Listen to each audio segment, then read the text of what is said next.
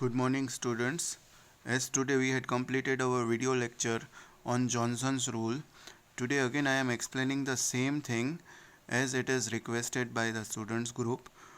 Students, basically in Johnson's rule, you have to just remember there are n number of jobs which is allocated between two different machinery. Two different machineries would be there.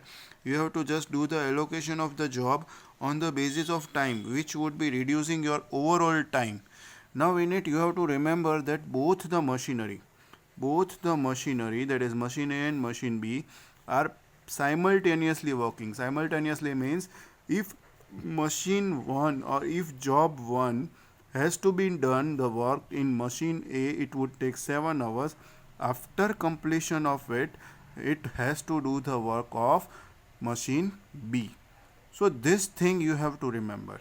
Now if we want to do the allocation in the Johnson's rule, first of all, as I said, you have to just see the step 1. The step 1 suggests we have to compare the total time.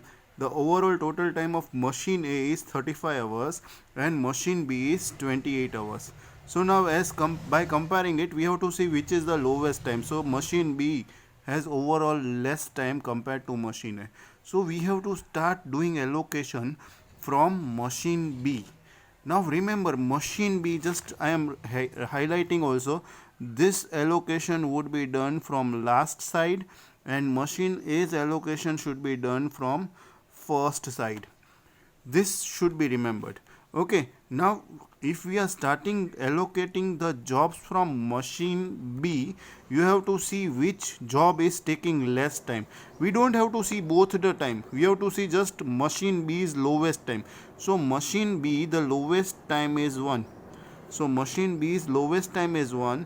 So first of all, allocate that job. So we would be catching that job. We would be doing catch marks on that job. So it has been allocated. We notify it. It has been allocated. Now machine B's first job was 6. So I will start allocation from that on the backward sides or from last side. So that job has been assigned.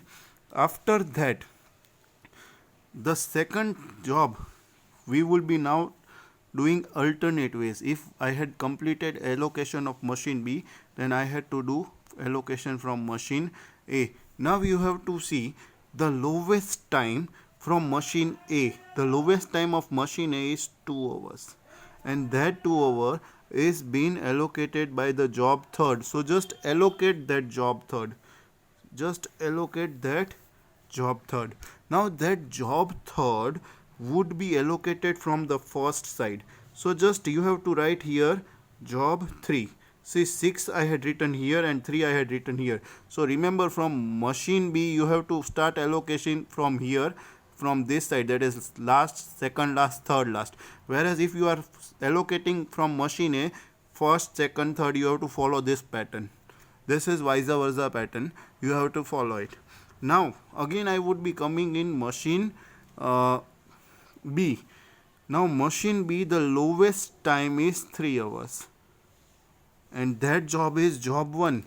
So scratch this whole line.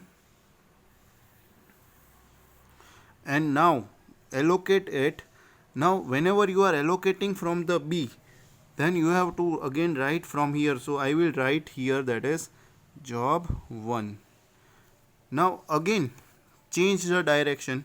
Now you have to allocate it from B, or from A, sorry. Now from A you have to see the lowest time. Which is the lowest time? Obviously 4 is the lowest time.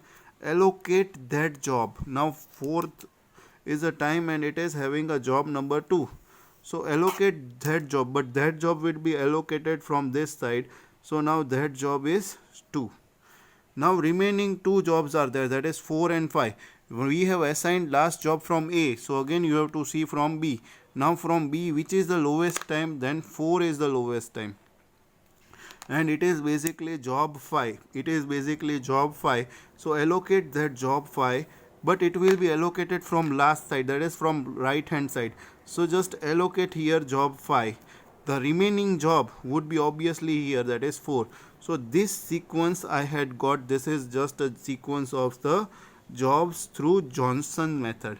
This is the sequence of the job I had got through Johnson method. That now I had to write down in the table.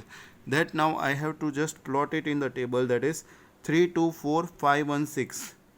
3, 2, 4, 5, 1, 6.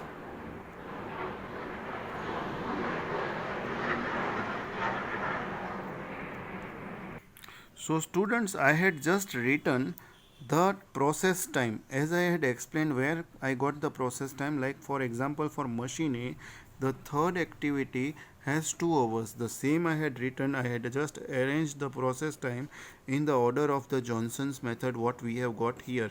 Now again I had to start the sum. Now see, same way we have to write the process time of B. Now listen carefully. I had to start my activity. So my activity will start from 0 hours. Now basically the process time is 0 plus 2. The overall time when I will get the finished product from machine A would be at 2 hours. See, as I said, this both machines are interrelated. Interrelated means after completion of machine A, the work would be processed on machine B. So the same, it would take 2 hours. Again the process time would be added, that is 2 plus 6. The finished goods of machine B would come at 8 hours. Now see, again I have to see for machine A. The out time for machine A was 2 hours.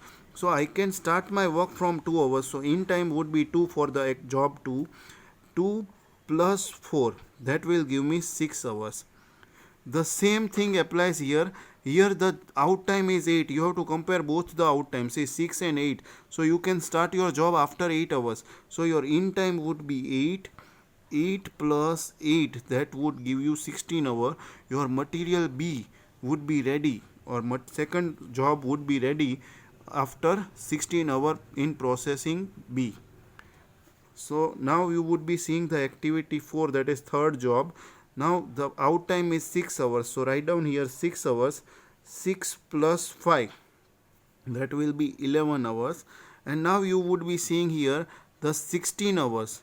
So comparing both, you have to take the 16 hours. 16 plus 6, 22 hours.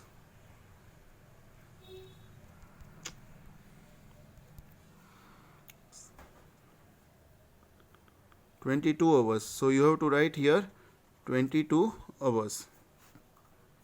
Now see, comparing this again, you would be starting at 11. So here you will write 11.